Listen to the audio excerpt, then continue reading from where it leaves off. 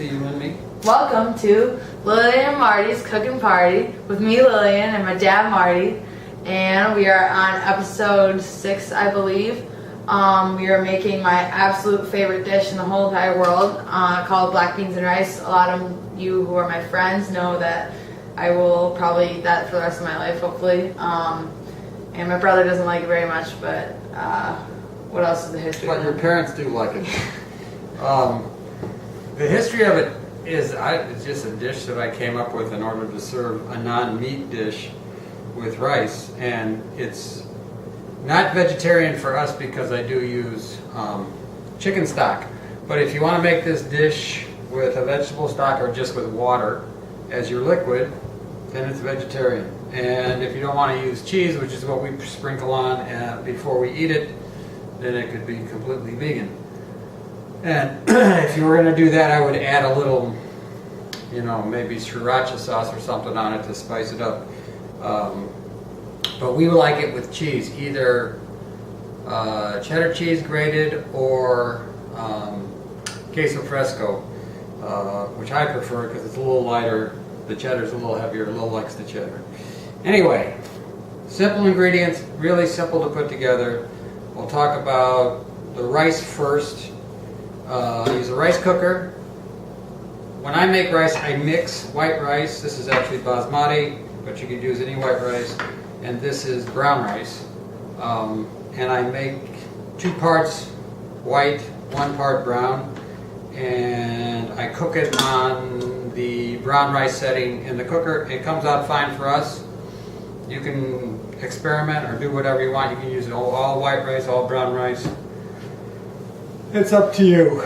To me, it really doesn't matter. I just think it's a little healthier not to have all white, all that carbohydrates in your diet. Anyway, unrefined, or refined, I should say, carbohydrates in your diet. Then, what do we put on top of the rice? What I call black beans. It's curried black beans, so I use commercially prepared curry mixes. I usually put a couple of tablespoons in. We'll show you how I cook it after I just go through the ingredients here, and then we're going to prep the ingredients and come back. So like I said, chicken stock. This happens to be homemade, but I don't use homemade all the time. I have canned. I use low sodium, salt and pepper. I use canned beans most of the time. Occasionally I use dried beans and soak them and do all that, but it's just easier for me. Usually I'm not thinking that far ahead for dinner. The beans need to be emptied from the can in a colander and rinsed under cold water, and then you can use them. Then you use the onions, carrots, celery, and sweet red pepper, and I have a little green pepper that I'm going to use. I think it's a little spicy green. I really don't know what kind of pepper it is, but I've got it in the freezer. We're going to use that also. And then this is frozen tomato from last summer. I use canned tomatoes all the time, whatever you prefer. I would not use tomato sauce or anything like that. I prefer the fresh, and I do freeze a lot of tomatoes from one summer to the next. But again, canned works, and it still tastes yummy. We started out with olive oil and doing the vegetables. We slowly saute them to kind of a translucency, a softness. Add in the curry, and then the tomatoes. But we'll get to that. So that's basically the ingredients. It's, like I said, very simple, and it comes out yummy, and especially on days when it's colder outside. Which is not today. Which is not today, but that's because we're cooking for class. See you in a few. Yes.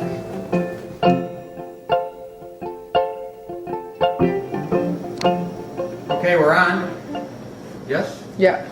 And we've got a hot pan here. This is a nice, big, heavy Dutch oven, but you can just use a pot of whatever nature you would like. And add, at least, I'd say this is probably a 1/4 cup of olive oil. And then all of our vegetables. I said I'm going to put green pepper in there.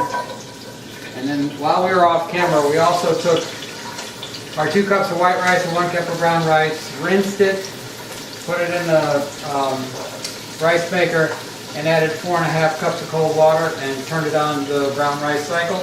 And that'll take about, on my maker, about 90 minutes to make. In the meantime, hot oil, you can hear the vegetables sizzling. And right at this point, we'll add a little less than a teaspoon of salt. No, I'm not even going to add that much. Maybe about 3/4 of a teaspoon of salt. A little black pepper, but there's black pepper in the curry, so you really don't need much. And we won't put the curry in yet. This has to cook down a bit. And, excuse me. You can use whatever you want to stir with. I tend to prefer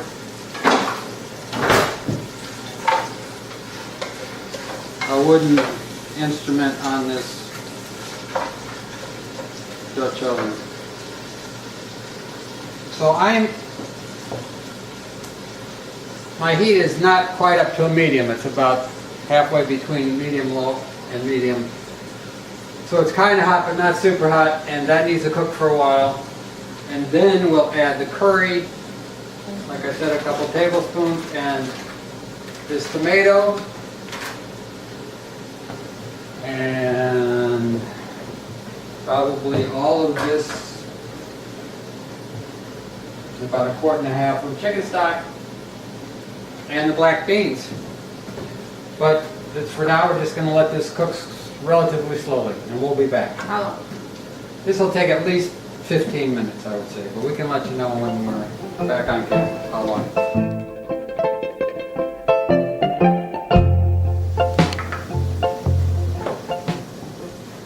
We're back? Okay. So now we've cooked these for about 10 minutes in that medium, low temperature. They're nice and soft. The carrots are not totally cooked yet, but the onions in a good way. So now I am going to add, like I said, a couple tablespoons. So that's one. The reason I use 2 different curry powders is because they are different in how they're made. And I like the combination of flavors. Again, this is all personal taste. And you can figure out as you go through your experience with this dish, if anybody ever makes it besides us, what you like. Neither one of these curries are spicy hot, by the way. This is not a hot dish the way we make it. If you've got a curry from South India,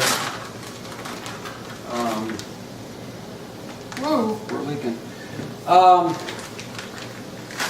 That would really spice things up a bit, bring it up a level. That would be too much for me anyway for dinner. Now I'm adding the tomato. This is still slightly frozen, it really doesn't matter. I raised the heat. That curry just needs a little bit of time in the oil to kind of bloom the spices. It doesn't need much time at all. And the aromas in the kitchen are now nicely Indian restaurant-ish. So those will cook for a little bit. Then I'll let the tomatoes completely cook to where they're soft and not frozen anymore. And then we'll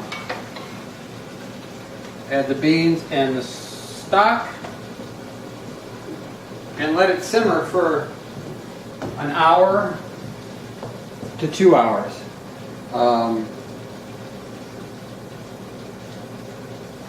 It'll probably be over an hour just because the rice won't be ready before then. But you can always cook this for the amount of time, whatever, an hour and a half, 2 hours, shut it off, put it in containers, refrigerate it, freeze it, bring it back, heat it up. It's a great thing to have for lunch. I put rice on the bottom of a plastic container, this on top, a little sprinkled cheese, cover it up, keep it in the fridge, give it to the kids or Carol for lunch, or leave it in the fridge for a couple of days and we have it for dinner again during the week if we're in a hurry, you know, a sports event or something like that. It's a very user-friendly dish, very forgiving, and a long-lived dish because it doesn't really, like I said, have any meat in it. So there's nothing much for it to start getting bad in the refrigerator. Okay, we'll come back.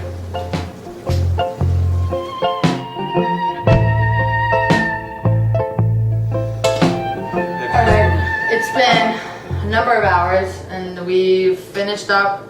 We put in obviously the chicken stock and the beans into the dish and we let it sit on the stove for longer. Check out the recipe at lmcp2014.tumblr.com for the exact specifications about timing. It looks a little bit like It almost looks like a soup. Yeah, it's Lots of pretty vegetables, lots of color, It and the smells black beans. fantastic. Smells very... Our rice is finished cooking a number of hours ago. We're gonna serve up, show you how it's done. We suggest eating this. Yeah. This is the way we eat it. You line the bottom of the bowl with rice, and we grated some cheese as you can see back there for the finishing touch. So you have your rice, you mix up with the vegetables a little bit, grab some of the good vegetables on the bottom, put some on, put some more juice on there, get all that nice nutrition. Then put some cheese. You can be generous with cheese. And then that's it. That's black beans rice. That's my favorite dish in the whole entire world. That's right. And we'll try some now.